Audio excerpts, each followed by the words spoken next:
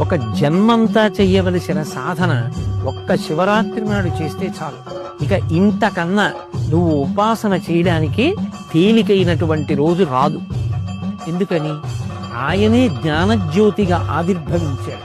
యావత్ బ్రహ్మాండం నిండిపోయేటటువంటి జ్యోతిర్లింగంగా వచ్చాడు. ఈ రోజున ఎవరు నన్ను ఉపాసన చేస్తారో, ఎవరు జాగరణ చేస్తారో వాళ్ళని నేను అనుగ్రహిస్తానన్నాడు. 84 లక్షల జీవరాశులలో దేశకాలములను తెలుసుకుని, ఆ తిథి యొక్క గొప్పతనాన్ని తెలుసుకుని ఉపాసన చెయ్యగలిగినటువంటి శక్తి ఎవరికి ఉంటుంది? ఒక్క మనుష్య ప్రాణికే ఉంటుంది. అందుకే జంతువునాం నరజన్మ దుర్లభం.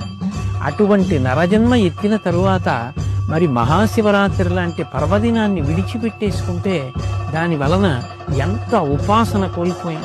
అలాగే మహాశివరాత్రి ఒక సంవత్సరాన్నంతటినీ కూడా ఒక రోజుగా ప్రమాణంలో తీసుకుంటే